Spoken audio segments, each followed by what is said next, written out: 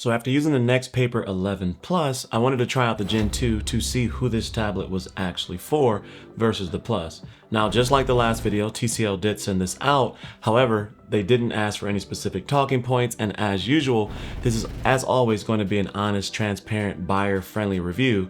And as always, I hope to give you enough information so that you can make an educated decision on whether or not this product is right for you. The NXTpaper 11 Gen 2 is built differently. It's designed for a different type of everyday use versus the multitasking power of the 11 Plus. Now, on paper, they seem very similar, but they do perform differently depending on how much you ask of them at one time. Now, I'm not going to go through all the different specs. However, I will put up important specs on the screen for you to view while we talk about the two tablets. But my goal here is to tell you in real everyday use which one may be the best fit for you. So whether you're looking to decide, should you buy the Plus, should you buy the Gen 2, or you just want to learn about the lineup in general, we're going to talk about that through today. So as always, put any comments you may have in the comment section below if you have questions, and depending on when you watch this video versus the time that I release it versus later on in the journey of this video, I may have a deeper understanding of the two tablets and be able to give you a different answer. So to understand the NXTpaper 11 Gen 2, it's very important to understand what TCL is prioritizing on this particular tablet. This one is not necessarily designed around pure power. This one's more designed around efficiency, all-day use, and how the battery, the screen, etc. all combine to give you that overall experience. And at the center of the experience of the Gen 2 is the NXTpaper 4.0 display. So you're going to get the same display as on the Plus, it's just not the same resolution. This is designed for efficiency. It's lower eye strain, it's reduced glare, and all-day use cases. You're still going to get all of the same features. So you're still going to get that 3-mode viewing. You're going to get the normal mode, the color paper mode, and the ink paper mode. Where it starts to pull back as far as the Gen 2 versus the Plus is how much you can do at once. This one is tuned for lighter workloads, and that trade-off is intentional.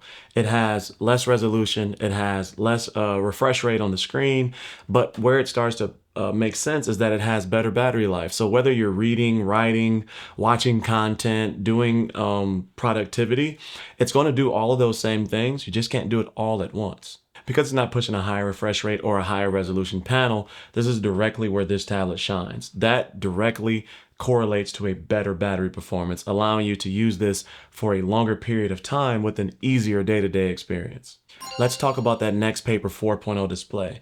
This is actually where the tablet either makes sense for you or it doesn't make sense for you. The whole point of this tablet is the NXTpaper 4.0 matte display.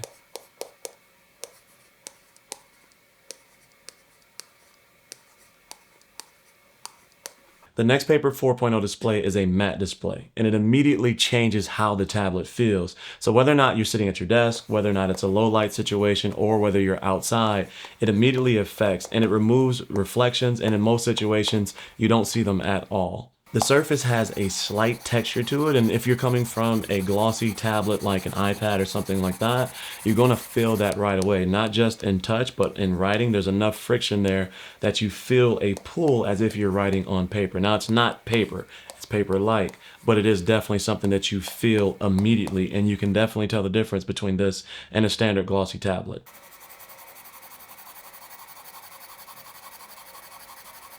From a technical standpoint, the Gen 2 is 11 inches and has a 60 Hz screen, while the Plus has an 11.5 inch screen and is 120 Hz. That means that one's going to be a little bit smoother and faster, swiping up and down on the screen, left to right, and going in between the apps. But the Gen 2 prioritizes comfort because it's smaller and it's lighter, and then it's more battery efficient. So it's more around efficiency, less over raw power, which is basically the theme between these two tablets. TCL really focuses on eye comfort with these tablets. That's why they chose this type of display. And just like the Plus, this one still has all 3 modes. So you're gonna have your normal mode, which is full color, full vibrance. That is the most vivid and most natural looking screen of the 3 different modes. And then you have color paper mode, and that's where it kind of mutes the colors a little bit. It takes away a little bit of the saturation and makes the screen a little bit more softer. And then you have e-ink paper mode, and that basically removes all of the color. It makes it a black and white screen. And depending on how you're using this tablet throughout the day, you can change that screen to basically to fit your needs. So if you're consuming content, you're watching YouTube or Netflix or playing a game or something like that, you keep it in normal mode. And if you're working on productivity, just light productivity, writing emails and different stuff like that, you may want to put it on that color paper mode.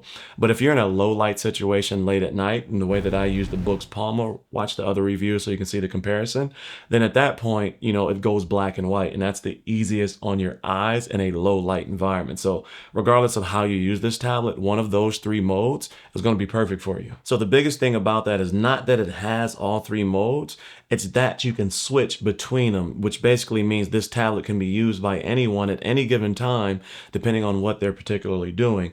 And if you watch the last review where I talked about the Plus in detail, then you'll see where I talked about the low light situations and how much light gets emitted off of that matte display versus your standard glossy display. It's definitely a plus because it does not emit as much light, which is perfect in low light situations, which saves your eyes. You don't get that searing brightness that goes into your eyes when you're using those glossy style screens. It's still nice that you came. We're safer if we stick together. It's gonna be dark soon. Yeah, I know. But it's cool you came.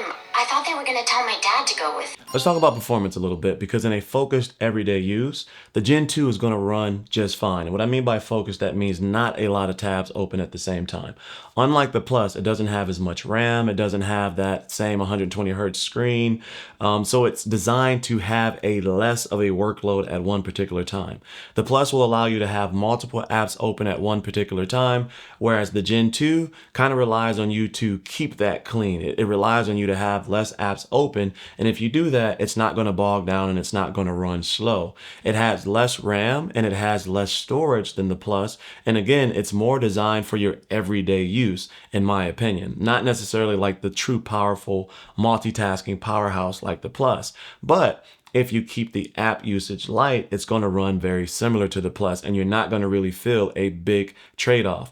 Part of that is the Android system. This does have the most recent Android 15 operating system, but the Android system operates like a PC system or a Microsoft system, basically meaning that the more applications you have open, the slower that system is going to run. And so the Plus is going to allow you to have more applications open before it starts to slow down versus the Gen 2. But going back to a statement that I said earlier, this is where the Gen 2 starts to thrive and where it actually starts to shine over the Plus. They both have an 8,000 milliamp hour battery. So with that being said, the more powerful screen, the higher resolution, the more RAM, the more storage, and all of that on the Plus actually is a negative between the two tablets because they have the same battery.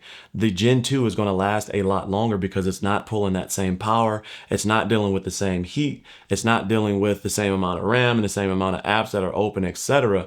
And so with that being said, this one is designed to be lasting a lot longer than the Plus. So the thing that you're going to start to see when you're putting these two tablets together, the NXTpaper 11 Plus and the NXTpaper Gen 2, is that they're a lot more alike than they are different. They're both going to have that nanomatrix lithography NXTpaper 4.0 display, which is anti-reflection, anti-fingerprint, etc. You're also going to get that same TCL AI productivity suite that comes along with it, which is text assist, writing assist, smart voice memo, real-time subtitles, and smart translator, allowing you to add functionality and efficiency into your productivity. So both of those tablets have those same experience. You're also going to get that same TUV certified low blue light technology, which basically reduces the blue light emitting into your eyes up to 61% over other tablets. And both of these have the T-Pen or the stylus that can come along with this. And both of my packages that were sent out by TCL, I had both the covers as well as the T-Pens or the stylus that come out that have customizable buttons within the settings within the tablet. So either way, it doesn't matter what experience you're looking for. Both of these tablets are going to be able to give you exactly what you need. And in my time using these two tablets, the Gen 2 and the 11 Plus, both of these tablets perform really well. They're just dedicated to different types of users. If you're like myself and you're a powerhouse productivity multitasker where you got 1,000 tabs open at once, you got multiple systems open at once, you're really using that split screen to do aggressive productivity type things, then you're probably going to need the Plus. If you're having a more focused type productivity or reading or content consumption or even a little bit of creation, you're probably going to need the Gen 2.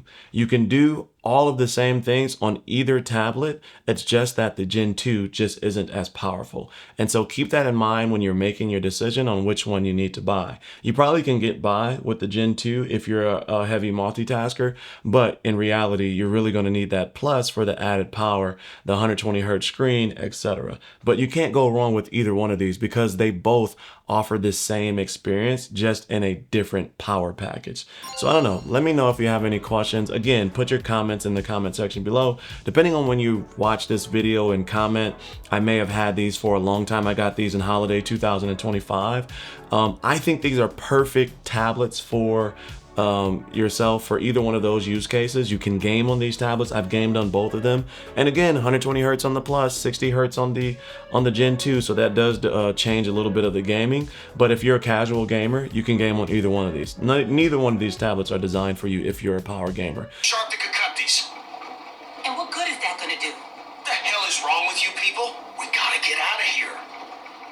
The truck's empty. First off, we're in it, so it ain't exactly empty.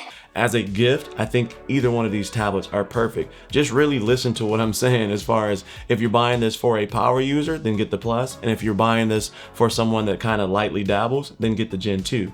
It doesn't matter if you're reading, writing, watching, etc. Either one of these tablets is going to be perfect. The screen on them are really good, and I like both of these tablets. I don't really have any negatives because of the price points. I paid $1,000 for my Pro Max, for my iPad Pro, and then I paid about $700, I think, for my Air, and then for my Mini, I think it was $600 or something like that. I am able to replace my other tablets with the Plus, but that's a whole nother video, and I put that here at the end. If you enjoyed today's content, consider subscribing, joining the Cozy Coalition, and as always, stay cozy in that crazy world, and I'll see you in the next video. Peace.